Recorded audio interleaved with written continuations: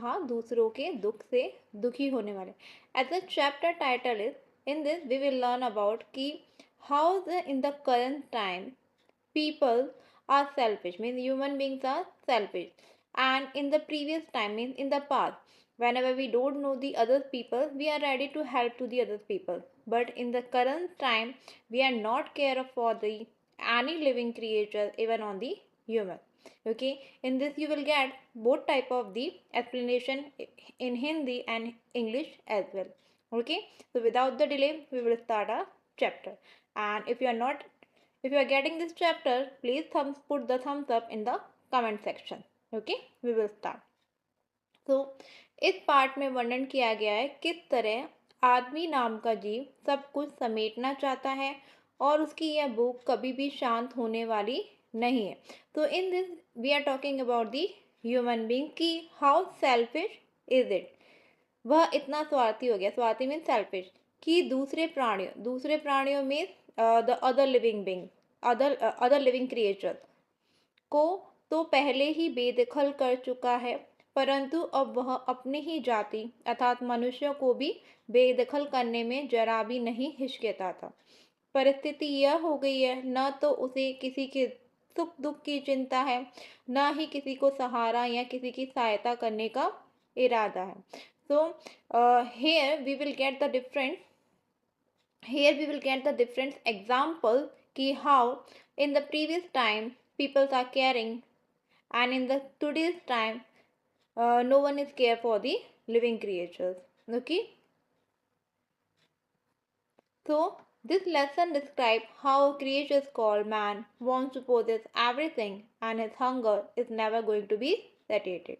He had become so selfish that he had already evicted other creatures, but now he does not hesitate to evict his own species, that is the human being, because in the current time we are competitors to each other. So the situation has become such that he is neither concerned about anyone's happiness, even on the sorrowness, does he have any intention of supporting or helping anyone. In today's time, we are just creating the building. We are not thinking about the other living beings like the birds, which are living in the forest. We are just cutting down the trees and we are making the buildings there. So in this you will get the different people's examples in the previous time. So we are comparing the past and the present. Okay, so we will start now. लेखक part में ऐसे व्यक्तियों के उदाहरण देते हैं. Means in this chapter the people are giving the example. Okay, जो सभी तरह के प्राणधारियों की रक्षा करना अपना कर्तव्य मानते थे. इनमें सबसे पहला उदाहरण सुलेमान का है. So now first we are learning the examples of the Suleman. तो सुलेमान ईसा से 1025 वर्ष पहले एक बादशाह थे. He was the king in that time. वह सभी पशु पक्षियों की भाषा भी जानते थे, even though he know the languages. एक बार सुलेमान अपनी सेना के साथ एक रास्ते से गुजर रहे थे. रास्ते में कुछ चींटियों ने जब रास्ते से गुजरते हुए घोड़ों के चलने की आवाज़ सुनी तो वह डर गई और एक दूसरे से कहने लगी कि जल्दी से सभी अपने अपने बिलों में चलो. सुलेमान ने उनकी बातें सुन ली. वे चींटियों से बोले कि तुम में से किसी को भी घबराने की जरूरत नहीं है. सुलेमान को खुदा ने सबकी रक्षा के लिए बनाया. So here by the example of the Suleiman, we are saying that in the previous time how kind the king was. He was very gentle. He was very kind. Even though he is caring for the small ants.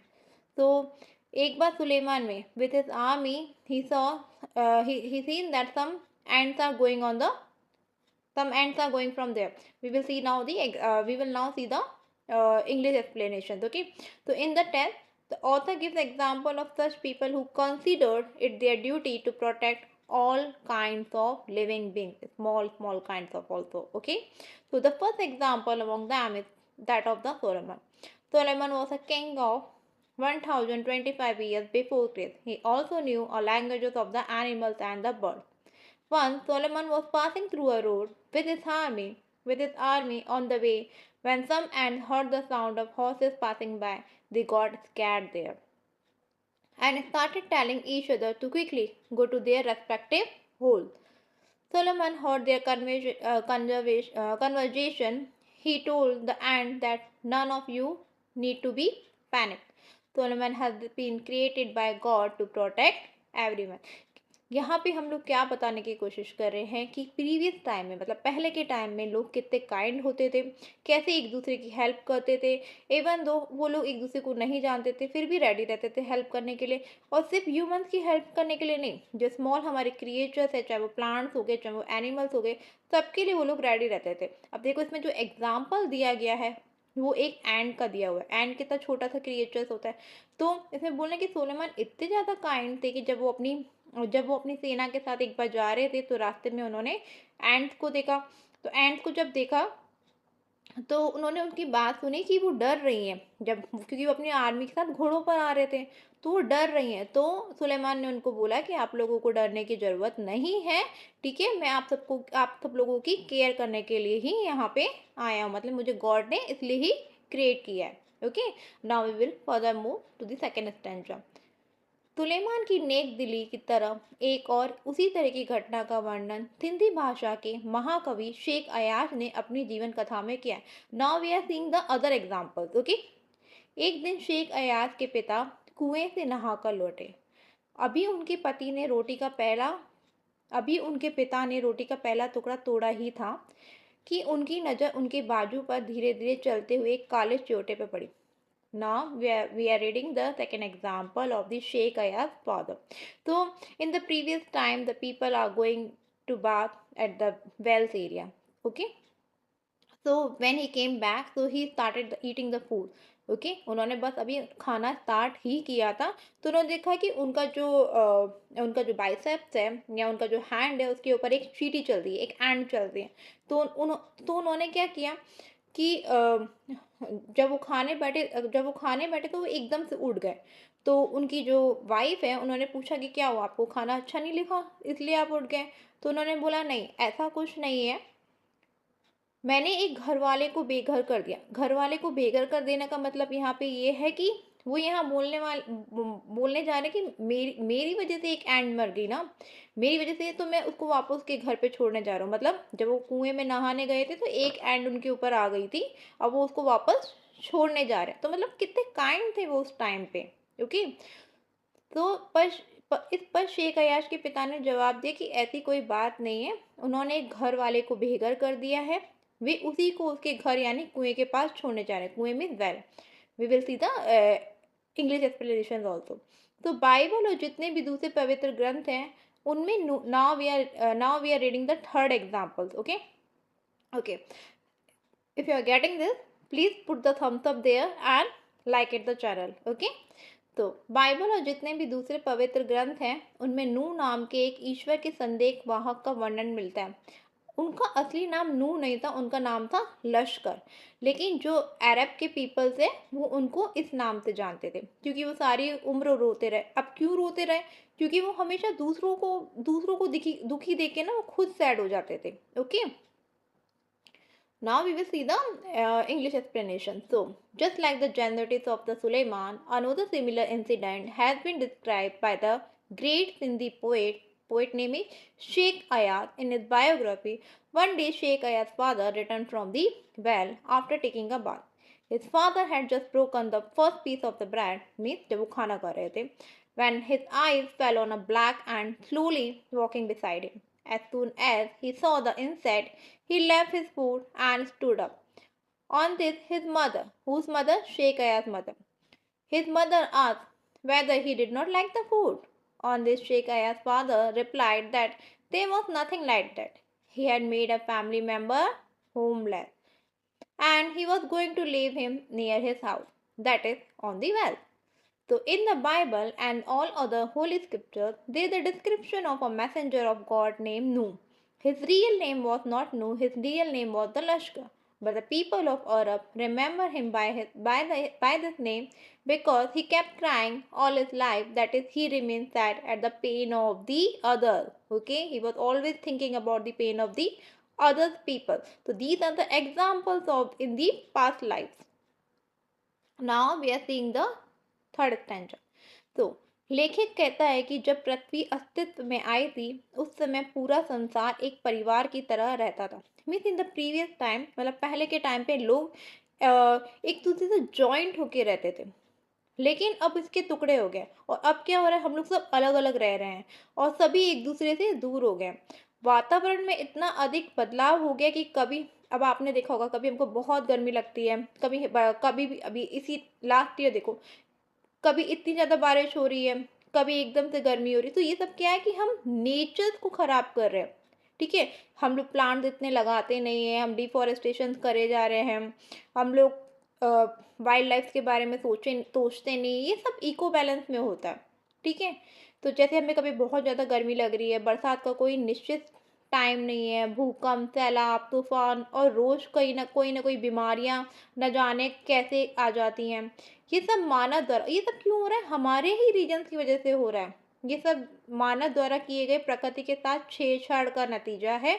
कहा जाता है कि जो जितना बड़ा होता है उसको गुस्सा उतना ही कम आता है, लेकिन जब आता है गुस्सा तो वो बहुत तेज आता है। ओके, तो here we are taking the example of the seas, कि समुद्र के साथ भी ऐसा ही हुआ था। जब समुद्र को गुस्सा आया तो वह एक रात अपनी लहरों को ऊपर दौड़ता हुआ ऐसा आया और उसने 3 जहाज़ों को ऐसे उठाकर 3 दिशाओं में, मतलब इन 3 डिफरेंट डायरेक्शन में फेंक दिया, जैसे कोई बच्चे को गोद में उठाकर फेंकता है। Okay, now we will see the English explanation.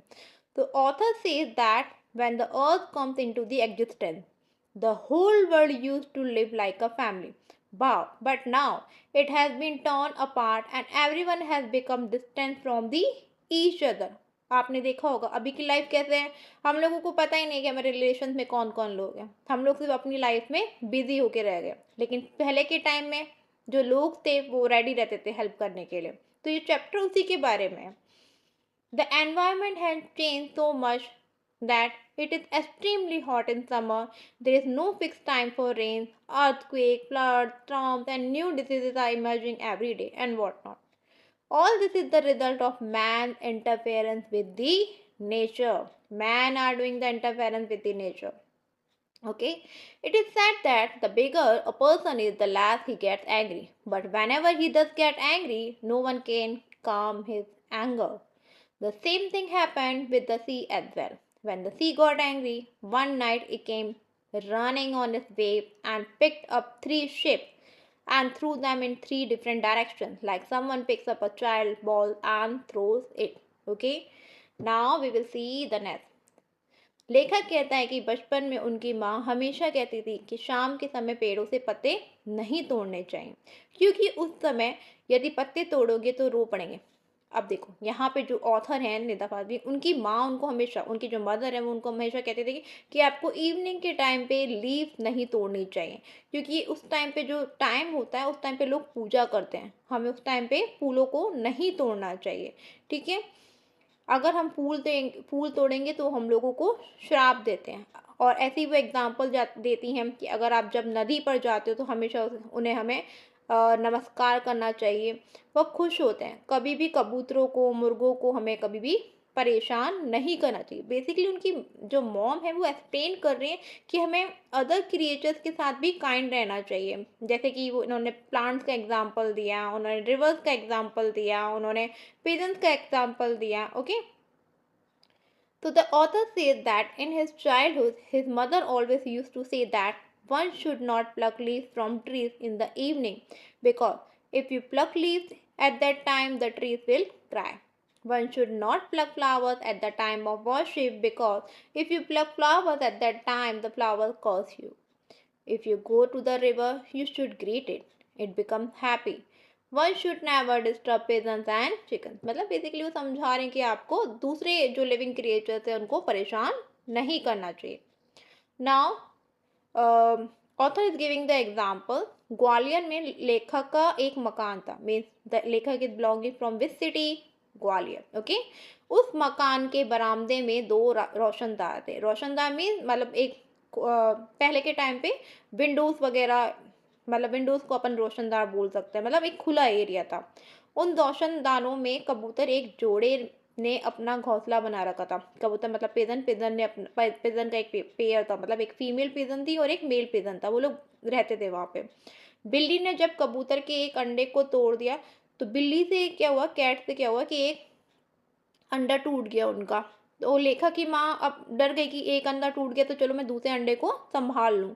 तो जैसे ही लेखक की माँ स्टूल पे चढ़ी और उन्होंने दूसरे अंडे को बचाने की कोशिश की, तो लेखक की जो मॉम है उनसे दूसरा अंडा भी टूट गया।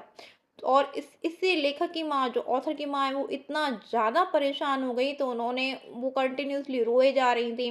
तो उन्होंने क्या किया, उन्होंने गॉड से प्रेयर की कि मेरे से ये गलती हो गई है, और उसके कारण उन्होंने फुल डे का फास्ट भी रखा था। क्या आज के टाइम पे कोई ऐसा करता है? नहीं। Okay, so the author had a house in Gwalior. There were two skylights in the veranda, means passage of that house. A pair of pigeons had made their nest in those skylights. When the cat broke one of the pigeons' eggs, the author mother climbed on a stool and tried to save the other egg. But in this attempt, the second egg slipped from the author's mother's hand and broke it. Seeing the sorrow of the separation from their children in the eyes of the peasant, tears came to the eyes of the author's mother. Okay? To get this sin forgiven by the God, the author's mother fasted for the whole day. Okay? Now, अब लेखक समय के साथ, that are the example of in the past times. Okay, now we are talking about in the present time कि how people are behaving in the present time. Okay, अब लेखक समय के साथ मनुष्य की बदलती भावनाओं के लिए एक उदाहरण देते हैं। दो कबूतरों ने लेखक के फ्लैट में एक ऊंचे स्थान पर आप अपने इट विल बिकम नॉट आपने, इट विल बिकम अपने अपने घोंसले बना रखा था। मीन्स कि जो लेखक का घर था ना, जो ऑथर का घर था, उस फ्लैट में ऊपर की साइड में किसी पेजेंट्स ने अपना घोंसला मतलब नेस्ट बना रखा था। और उनके बच्चे अभी बहुत ही छोटे थे, मतलब जो बर्ड्स हैं, जो पेजेंट्स हैं, हम लोग कबूतरों की बात करें तो पेजेंट्स, तो जो पेजेंट्स हैं उनके बच्चे अभी बहुत ही छोटे छोटे थे। तो उनकी टेक केयर कौन करेगा? उनकी टेक केयर उनके पेरेंट्स, मतलब जो अडल्ट पेरेंट्स हैं वो करेंगे। तो उनके पालन पोषण की जिम्मेदारी, मतलब कि उनको फूड देना, ये सब रिस्पॉन्सिबिलिटी किसकी थी? अडल्ट जो पेरेंट्स हैं उनकी रिस्पॉन्सिबिलिटी थी। लेकिन उनके आने जाने से, मतलब अब कबूतर है, बाहर जाएंगे अंदर आएंगे, बाहर जाएंगे अंदर जाएंगे, तो उससे क्या हो रहे थे, उनके जो फैमिली थी ना, ऑथर और उनकी जो फैमिली थी, वो बहुत ज़्यादा परेशान हो रही थी। ये एग्जाम्पल थे, हाँ ठीक है। तो कबूतरों के बार बार आने जाने से क्या होता है, चीज़ें भी टूट रही थी, क्योंकि वो फ्लाई करते हैं तो चीज़ें टूट जाती हैं। तो उनकी जो वाइफ थी, ऑथर की वाइफ थी, उन्होंने जहाँ कबूतर थे ना, वहाँ पे उन्होंने क्या कर दिया, एक नेट लगा दी, जाली लगा दी। तो अब कबूतरों के बच्चों को भी वहाँ से, और उनके जो छोटे छोटे बच्चे थे उनको भी उन्होंने वहाँ से निकाल दिया। तो जहाँ से कबूतर आना जाना करते थे ना, उस वाली विंडो को भी उन्होंने बंद कर दिया। तो अब जो दोनों कबूतर हैं वो बाहर रात भर चुपचाप बैठे और दुखी होते रहते थे।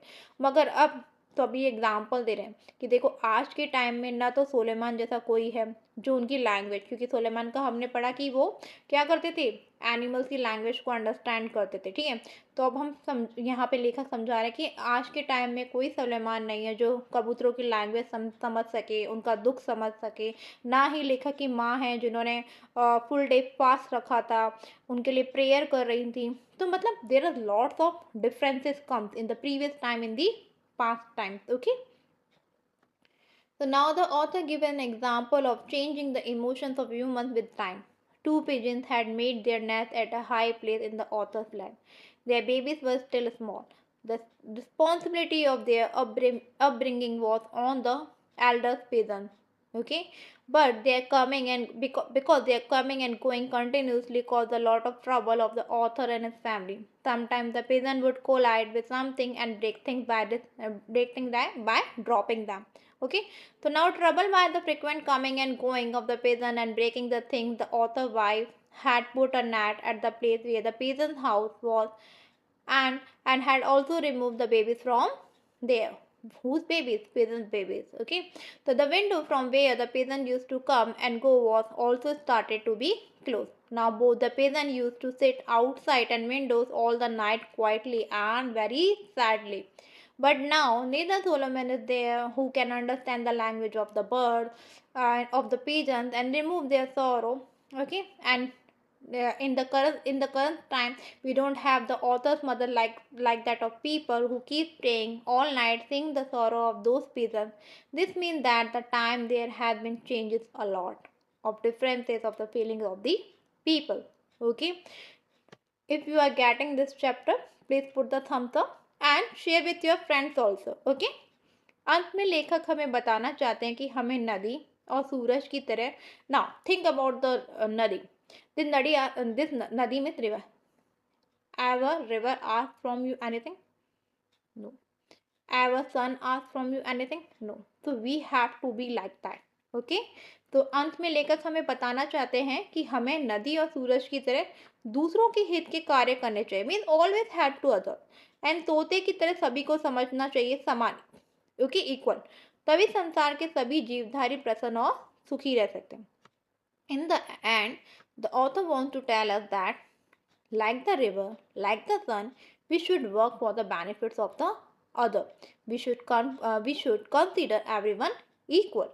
Only then all the living beings in the world can remain be happy and content. So this chapter is end here.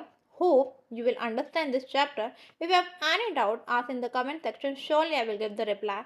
And please tell me on which topic you want the next explanation. Okay, I think someone is request in the comment section ki ma'am please make the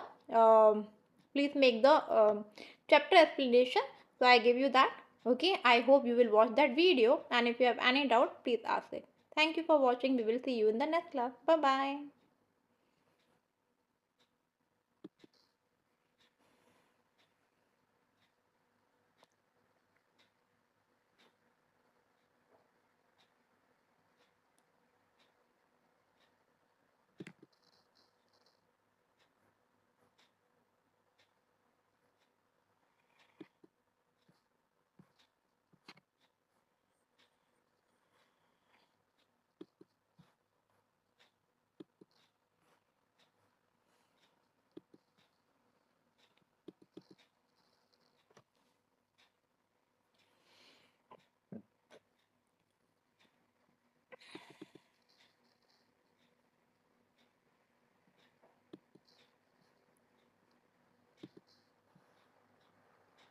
Hello students, welcome to my channel. So let's start our today's topic. So our today's topic is class 8 chapter Man Ka Darpan. Before going to start this chapter, if you are new to my channel, please subscribe it and hit on the bell icon so that